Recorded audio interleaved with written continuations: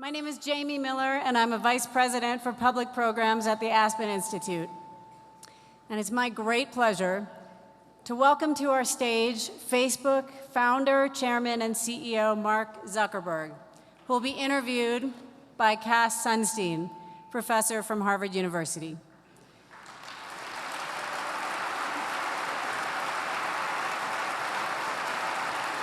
Thanks.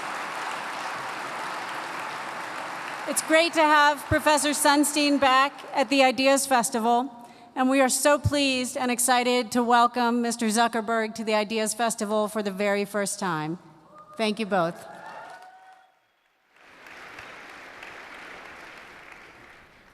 So it's challenging to follow an Emmy Award-winning artist. I do have a song that I'd like to sing that I wrote. Okay, we'll wait on the song.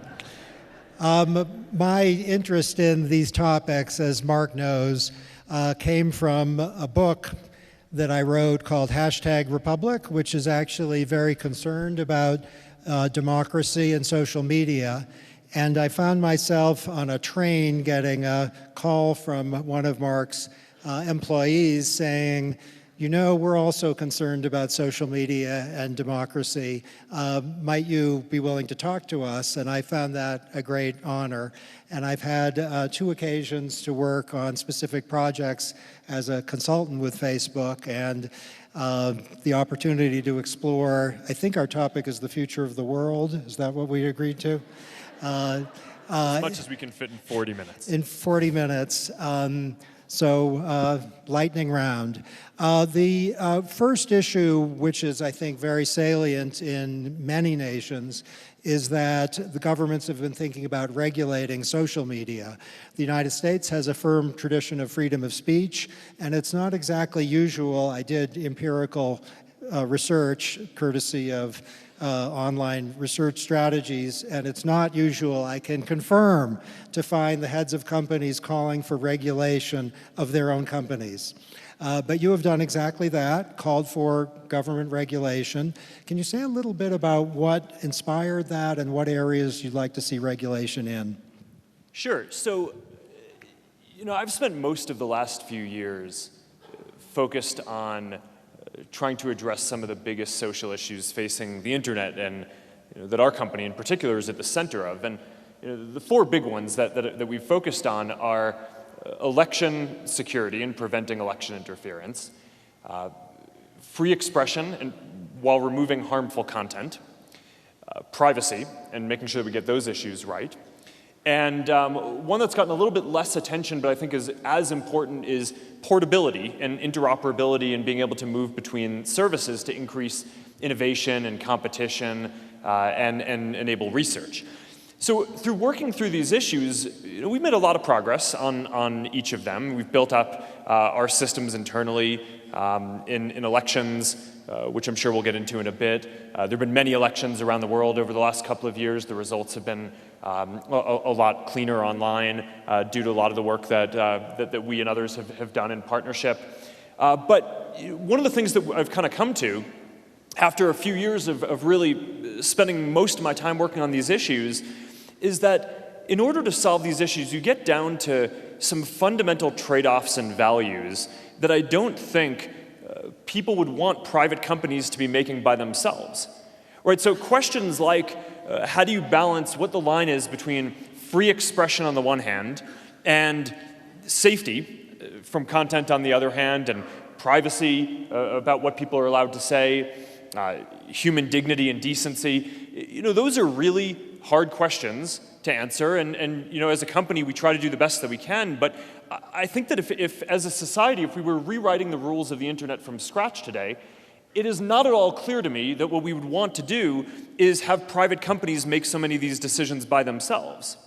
And in a lot of these areas around, for example, what constitutes political speech and what should be acceptable advertising around an election, I really don't think that as a society we want private companies to be the final word on making these decisions. So where I've come out is, look, in the absence of regulation, on some of these things, we're going to do the best that we can and build up very sophisticated systems to be able to handle these issues. But at the end of the day, I don't think that that is necessarily the ideal state that we all want to be in. I think we would be better off if we had a more robust democratic process setting the rules on how we wanted to arbitrate and draw some of the trade-offs between a lot of these values that we hold dear.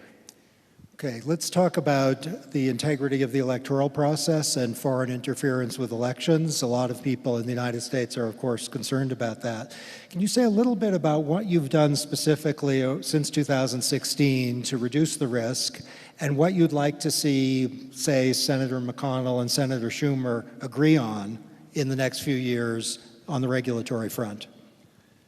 Yeah, so I think getting election integrity right is probably the highest priority of these issues. And there's no single silver bullet, but there are a number of different strategies that we've taken as a company to prevent state actors like what we've seen Russia do and tried to do in the 2016 elections from being able to do that again in elections around the world, including the 2018 US midterms and upcoming the 2020 elections. So the things that have made the biggest difference are, one is building up really sophisticated technical AI systems and hiring a whole lot of people. We have 30,000 people at Facebook who work on content and safety and safety review, to be able to find these networks of bad actors, to be able to take them off the systems before they have the opportunity to spread propaganda or misinformation or whatever they're spreading. We've gotten much more sophisticated at that. It's an arms race. Russia and other folks have also gotten more sophisticated in their tactics. Every election we see new tactics, but through a big investment in this, we're able to stay ahead and keep the progress going on that. We've also upgraded the policies. So now anyone who wants to run political ads or issue ads or run a page that gets a lot of distribution needs to verify their identity with us with a valid government ID. And we've rolled this out in the US and we've rolled it out across the world. It's quite a large operation to be able to do that because we have 7 million advertisers overall, not all of whom are trying to engage in political or issue ads, but that's a big deal.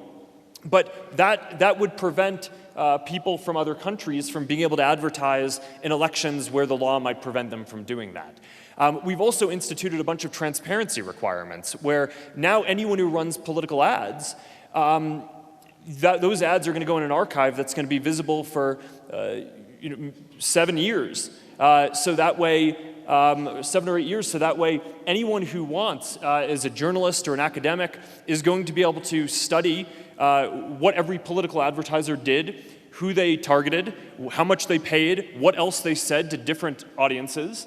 And that's really important, I think, for keeping people honest, right? To make it so that not only bad actors, but common actors in the political system can't say different things to different people without getting called out on it.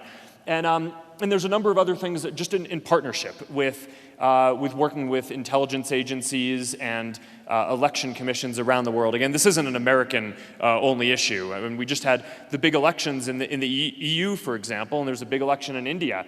And the EU Parliament president came out. I went and testified in the EU, similar thing to what I did here in Congress in the US.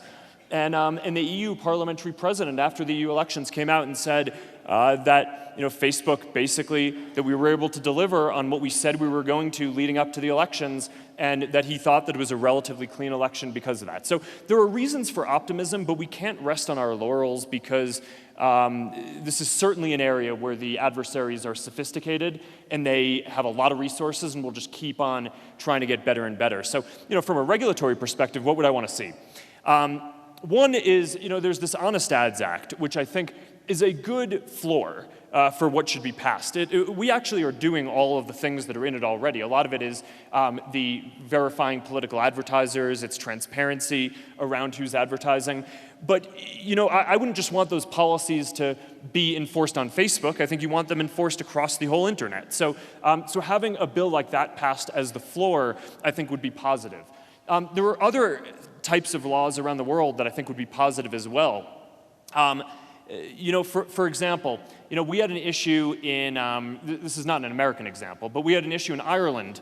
In the last year, there was a referendum on abortion.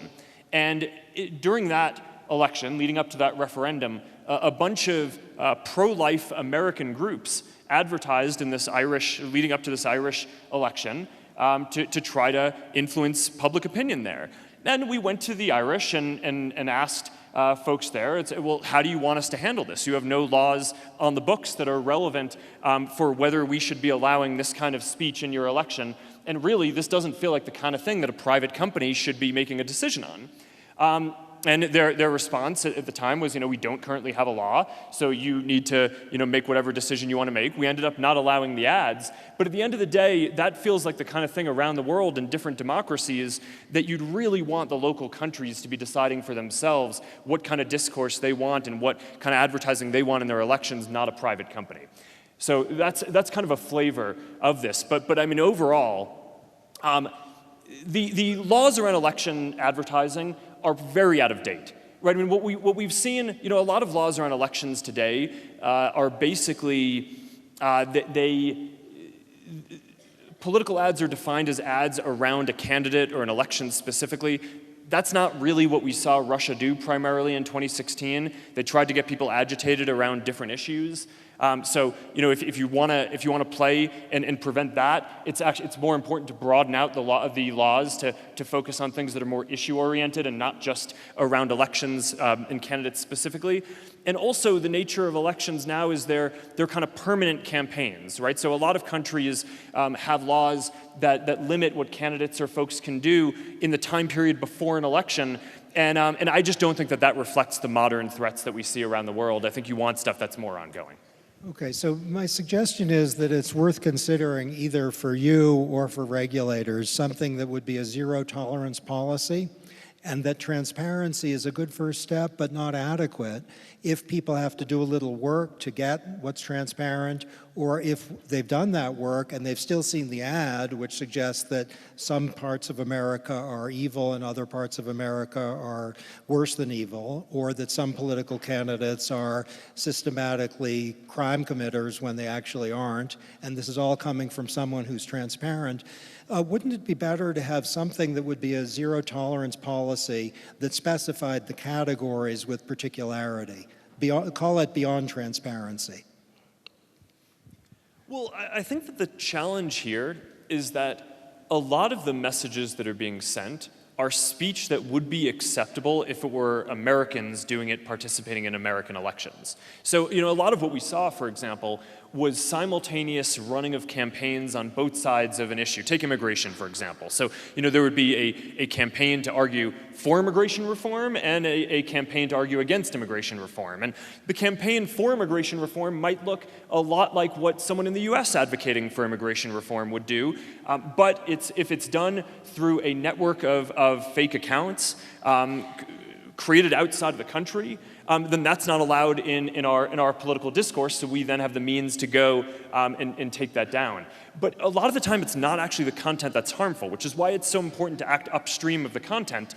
It's not that the content isn't harmful, it's not that the content itself would be prohibited, it's the actors and the way that they're engaging that is prohibited, which is why the partnerships with the intelligence community and election commissions are so important, because that's how we get the signals to say, hey, there's something going on over here that we should look into. This is a network of fake accounts. Let's go take that down before it gets closer to an election or a sensitive time where something might happen. I'm worried that America's enemies aren't quite worried enough yet. So the idea that we'd have transparency and take down things that were lying about their sources, that's very important. Would it be good for you to have as part of your standards a specified list of things which wouldn't be limited to, during campaign ads, but would be, as you say, ongoing campaign efforts to sow division? And if it's being done by an American as an effort, let's say, to be pretty provocative about what the other side thinks, that's fine. But it's an effort by someone who's not particularly friendly to us to put us apart from each other, like in a Twilight Zone episode, maybe that would be part of the prohibited community standard. So Yeah, I mean, the tools are constantly evolving to find the bad actors and take them down, and that's an ongoing partnership with the security community. But I think you're pointing to an interesting point, which is that as a private company, we don't have the tools to make the Russian government stop. Right? Or for, you know, I mean, we can defend as best as we can, but our government is the one that has the tools to apply pressure to Russia, not us, right? So, you know, one of the mistakes that I worry about is, you know, after 2016, when the government didn't take any kind of counteraction, the signal that was sent to the world was that, okay, we're open for business. Countries can try to do this stuff, and our companies will try their best to try to limit it. But fundamentally, there isn't going to be a major recourse from the American government. So since then, you know, we've seen increased activity from Iran and other countries, and we are very engaged in kind of ramping up the defenses. The amount that we spend on safety and security now as a company, it's billions of dollars a year. It is greater than the whole revenue of our company was when we went public earlier this decade. Right, so we've ramped up massively on the security side, but there's very little that we can do on our own to change the incentives for nation states to act. That's something that is a little bit above our pay grade. Okay, let me ask a question that is connected with the election interference one, but involves domestic as well as foreign actors, and that is deepfakes. Yeah. And you can think of deepfakes as literal, the technology that is increasingly available, by which anyone for whom there's been a photograph taken can be portrayed, you know, singing a song or saying that communism is great or endorsing a political position that they abhor. Or it could be an altered video that portrays someone as drunk or crazed or thinking something abhorrent. So my question for you is, and this is obviously connected with the Speaker of the House, Nancy Pelosi's altered video, why oughtn't the policy as of, say, tomorrow be that if reasonable observers could not know that it's fake, that it will be taken down, and disclosure isn't enough?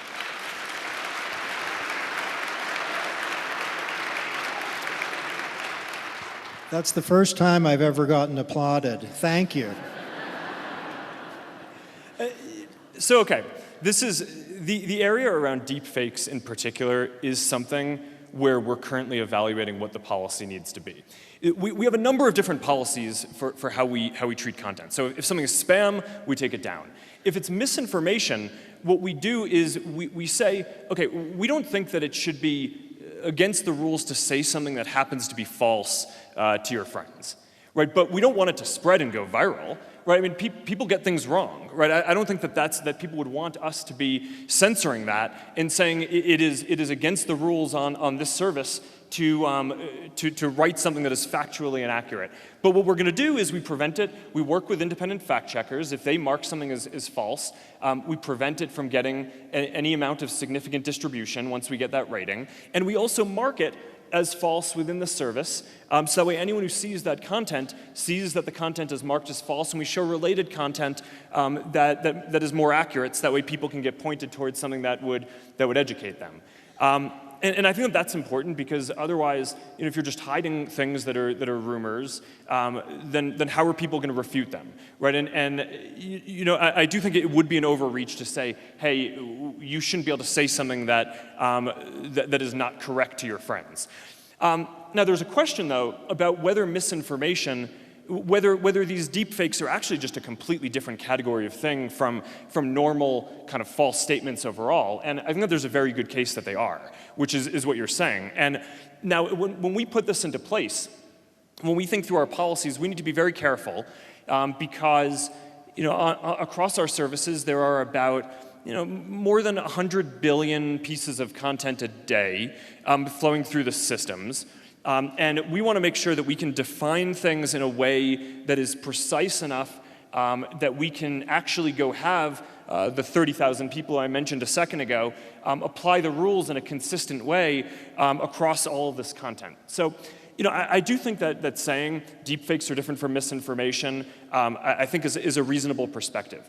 I think that we need to make sure in doing this that we define what a deepfake is very clearly. So is it AI manipulated media, or manipulated media using AI that makes someone say something that they didn't say? I think that that's probably a pretty reasonable definition.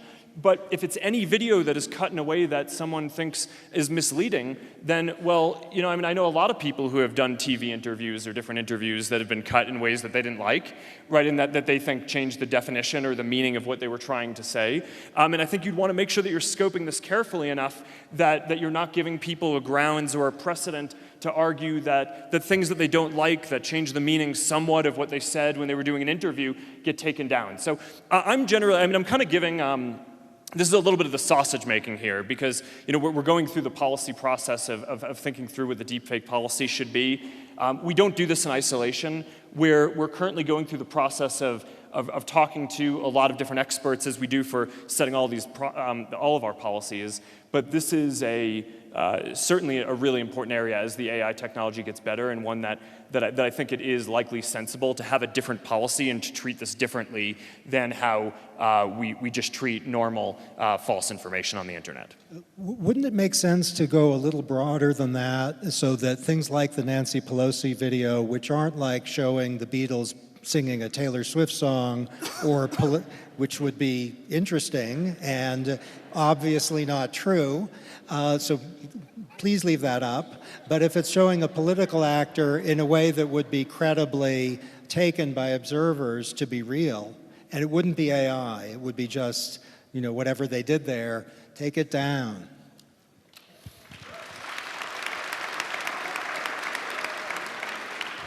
I just think you want to be very careful about what you're defining as misinformation, because a lot of people, I mean, this is a topic that can be very easily politicized. People who don't like the way that something was cut often will kind of argue that it did not reflect the true intent or was misinformation. But we exist in a society where where we value and cherish free expression and the ability to say things, and including satire, and telling stories with using anecdotes and stories that resonate, but are often grounded in truth. And I just think that we need to be very careful. And I think in our policies, if something is wrong and fact checkers say it's false, we don't want it to go viral or get a lot of distribution. You know, one of the issues in the example of the Pelosi video that you mentioned, which was an execution mistake on our side, was it took a while for our systems to flag that and for fact checkers to rate it as false. Once the fact checkers saw it and rated, they were able to rate it within an hour, but it took more than a day for our systems to flag it, and during that time it got more distribution than our policies should have allowed. So that was an execution mistake. I think that what we want to be doing is improving execution, but I do not think we want to go towards saying that a private company prevents you from saying something that it thinks is factually incorrect to another person.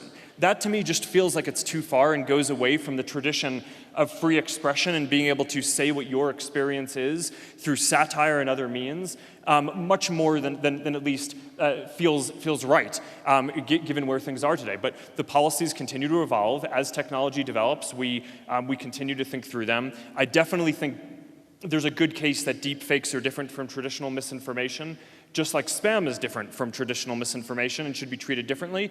But I do think that you want to approach this with caution and by consulting with a lot of experts and not just acting hastily and unilaterally.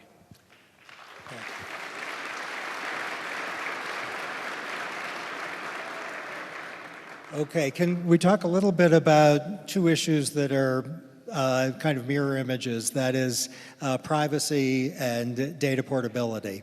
So my suggestion for you that I'd like you to react to is, with respect to privacy and data portability, there should be one governing principle, which is user control. We can even call it user sovereignty. And that would mean that how your data is used is up to you. And that would mean that you would be an active agent with respect to specific choices for everything. And with respect to data portability, exactly the same as so. So individuals would make a trade-off, if there is one, and maybe you can explain that if there is one, between privacy and data portability, and it would be an individual sovereignty rather than a complexity or a default rule-driven system.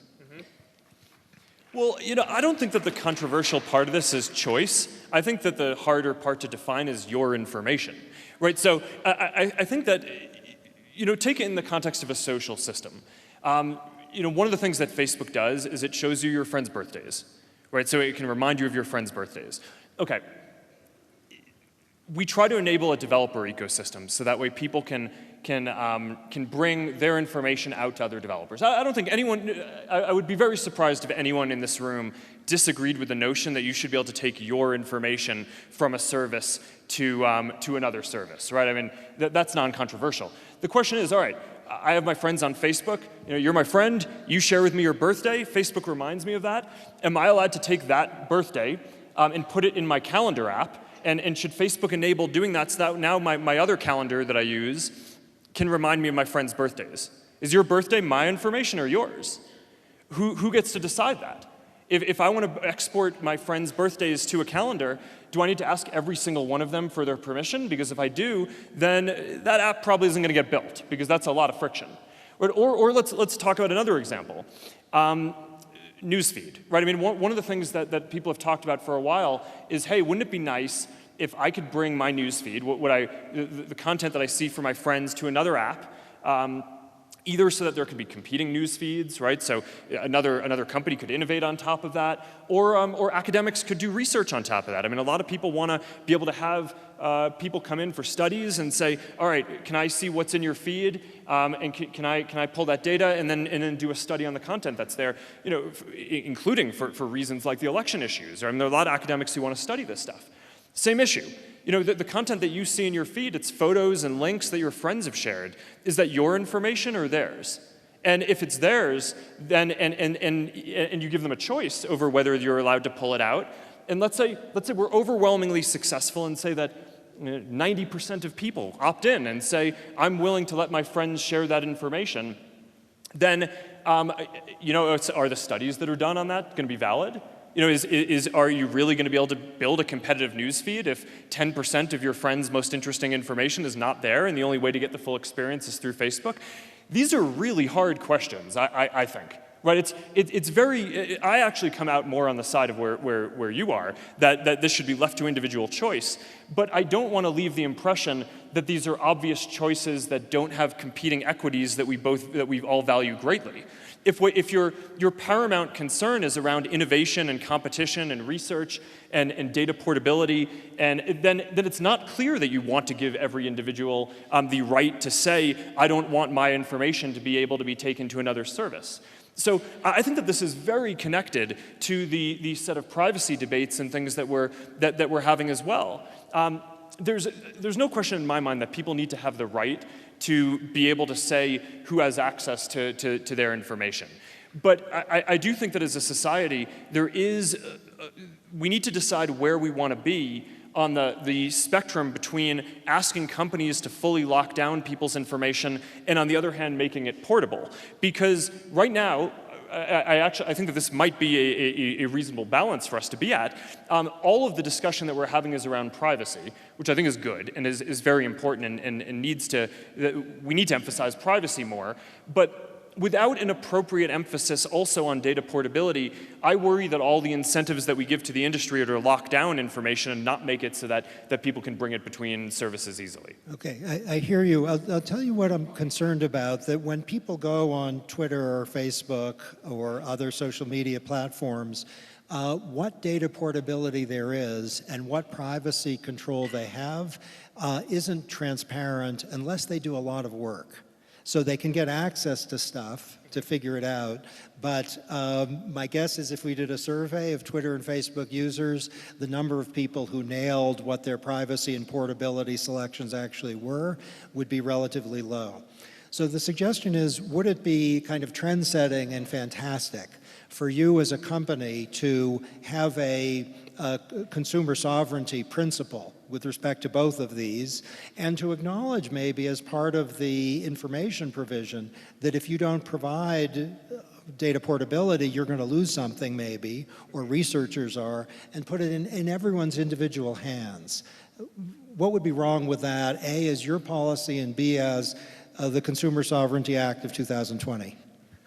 Well, so I think giving people choice is generally the right answer, but multiply what you just said by every question that we face, and that is our settings. Right, so we offer people choices, but part of the issue today is that we offer people so many choices over so many different things and so many controls that it ends up not feeling accessible. And a lot of the time, in order to design simple products that people understand, you actually just kind of want to make choices for people that reflect what you think their best interests are, or you have regulation in a society that helps balance these competing values and interests. And in the case of privacy and data portability, where I think we're at is I think that this is an area where we should have regulation. I think we should have regulation on privacy, saying what companies need to do, and I think we should also at the same time have regulation on data portability, saying what the line needs to be. And I think that that can simplify some of that, make it so that people know that they have a consistent experience across all of the services that they use, and that it's not then, the flip side of sovereignty, like you're saying, and giving people control is that then people need to go understand every one of the 100 choices that they have the chance to make, which isn't necessarily bad, but a lot of people, they show up to Facebook and Instagram, and their goal is to see what's going on with their friends and to share a moment from the day, not to go dig around in settings and try to engage in something like this. So I think we just need to, the point that I'm making is that these are complex equities. I tend to agree with the positions that you're stating on giving individuals choice, and I think that that's how we got to some of the positions that we're in now, where some of the settings are relatively complex. But I just think that the equities and values that are at stake are so important to our society, and you want the principles to apply across the whole industry, that regulation is appropriate, and that's why I've been calling for it.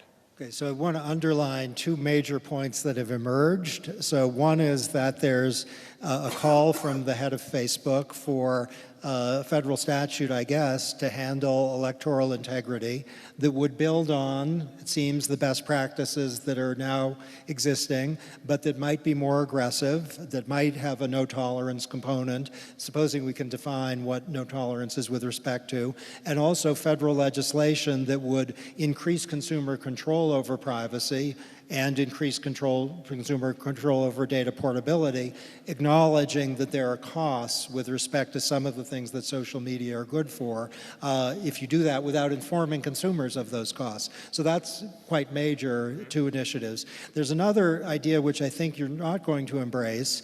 The former editor of the New Republic, your friend, and he's very clear, he considers you a friend, Chris Hughes, who was a partner of yours also, I understand, and who is calling for breaking up Facebook.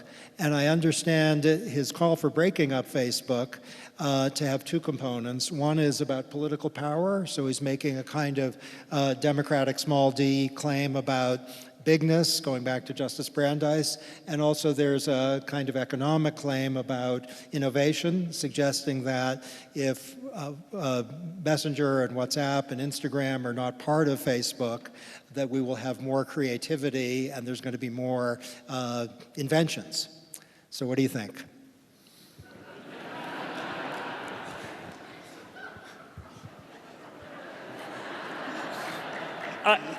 I don't agree with that one.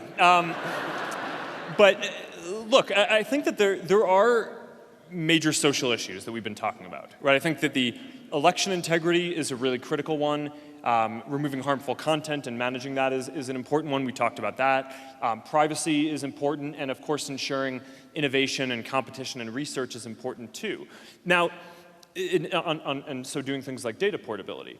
The question that I think we have to grapple with is that breaking up these companies wouldn't make any of those problems better, right? So the ability to work on election integrity or content systems We have an ability now, because we're a successful company and we're large, to be able to go build these systems that I think are unprecedented. And I think we're at this point leading on the internet, where the systems are in many cases more sophisticated than what a lot of governments have.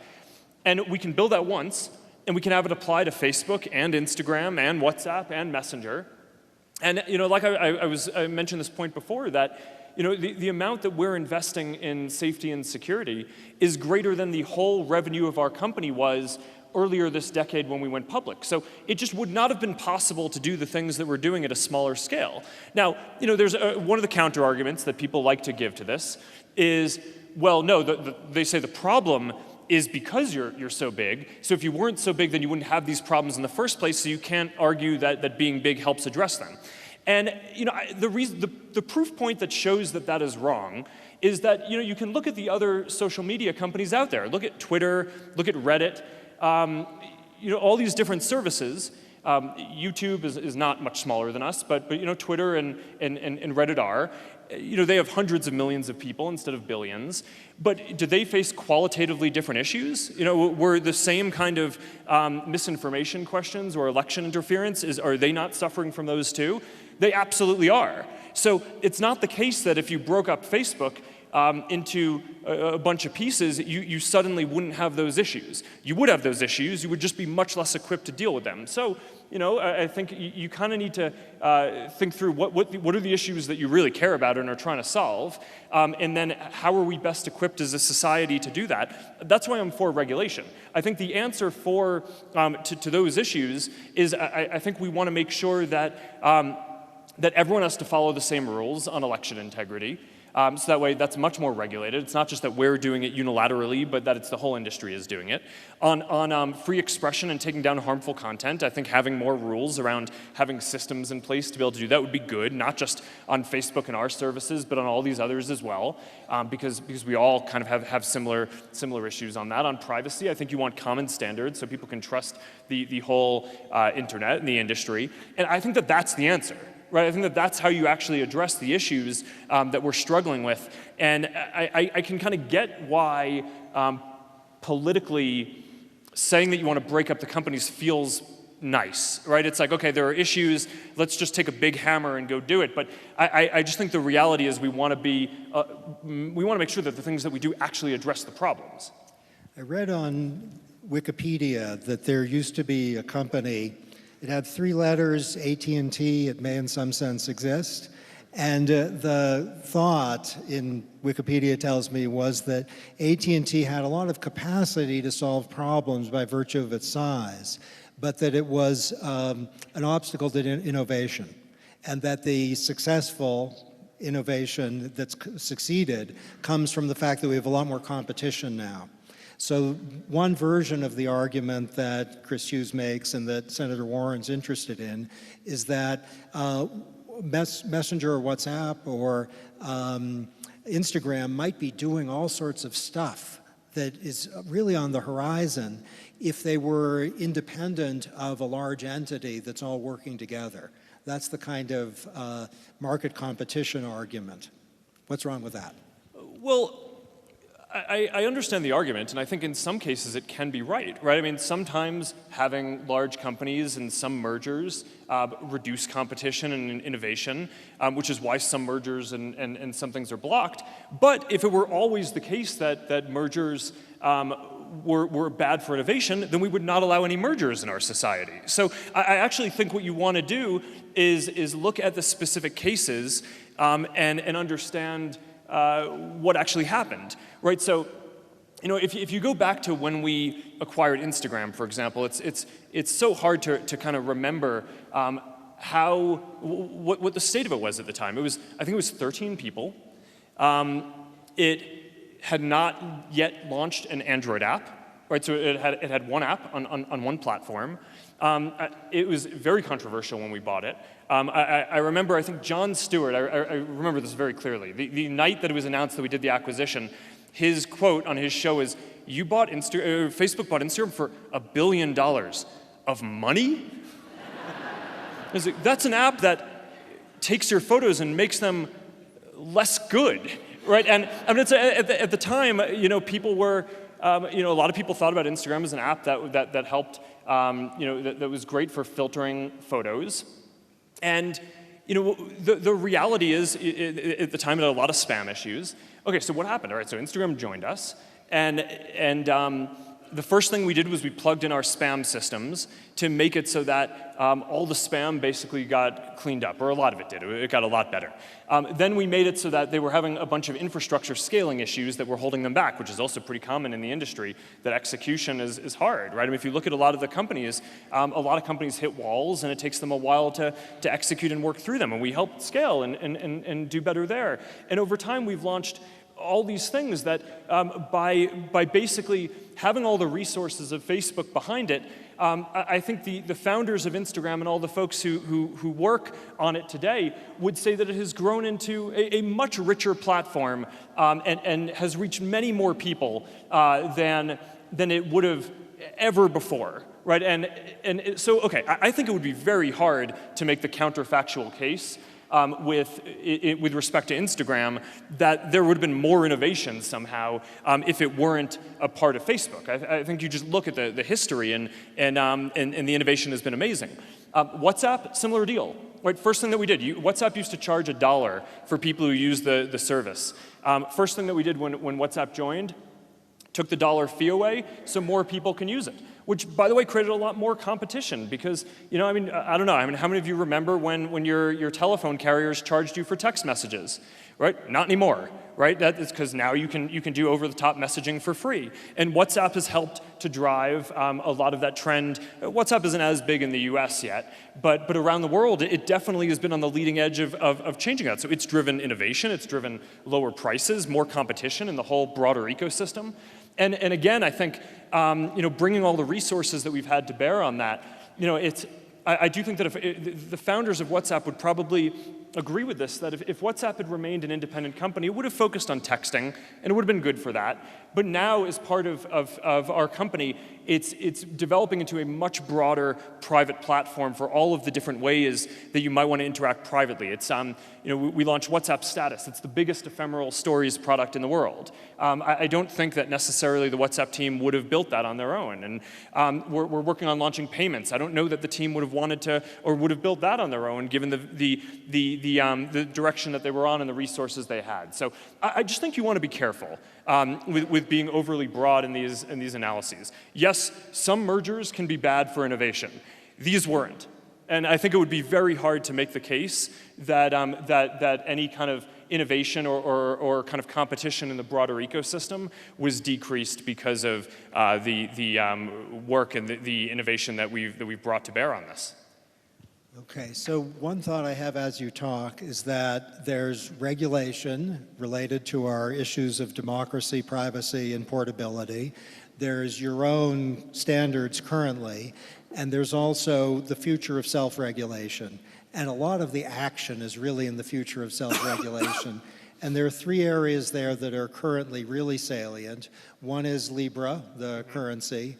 One is the independent oversight entity, where the issue of trust and bindingness is obviously relevant. If this isn't clear, the oversight board may have binding authority over Facebook, which would be the first time. And so that's what you're anticipating. And then there's the issue, I guess you call it a privacy pivot, which would be a conception of privacy which is kind of privacy on steroids compared to what we've discussed so far. So can you say a bit about the relationship between trust, self-regulation, and these three very ambitious future paths? Yeah, so on all these things that are socially important, I think whether the regulation comes in the form of a democratic process and legislation or regulatory agency or industry self-regulation, I just think on each of these questions, we're past the point where it makes sense for Facebook to unilaterally make decisions on so many of these things that are socially important. So you mentioned the independent oversight board for content. We're putting in place an appeals system where basically if we make a decision on your content to take something down that you think we took down and it shouldn't have been, you'll be able to appeal that. And we'll handle the first appeal internally for now, but then if you still don't like the answer after the appeal, you'll be able to appeal it to this external board. It's like an overall appeals process, and it'll be independent of Facebook. Those aren't going to be Facebook employees. And if they say, hey, no, that content is fine, it needs to stay up, or no, that content that Facebook said should be up actually needs to come down, and you need to work on different policies, their decision is going to be binding.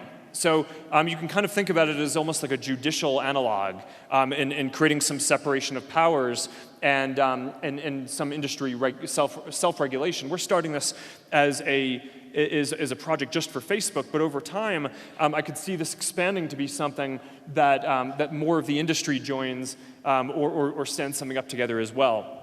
Similarly with Libra, we just announced with 27 other companies, because this wasn't just us doing this, the foundation of the Libra Association to help build a cryptocurrency and a financial infrastructure to help give financial inclusion and more access to the financial system to the billions of people who don't currently have access to a bank account or the ability to do payments easily from their phone, and who really would benefit from having the ability to do that.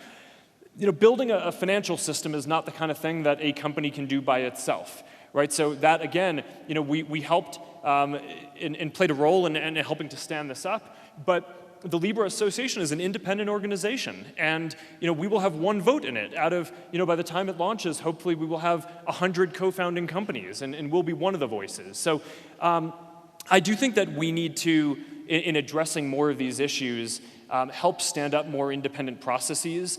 I still think that over time, regulation and kind of a robust democratic process is the right way to handle a lot of these issues, but we also aren't going to wait for that to happen, because sometimes that takes a while. So doing more independent structures ourselves on this is something that I think is going to be increasingly important.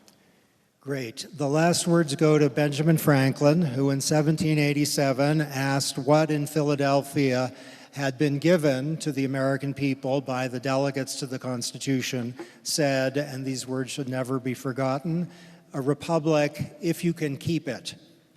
And our discussion has been centrally about if we can keep it. Heartfelt thanks to Mark Zuckerberg and Aspen Ideas. Thank you.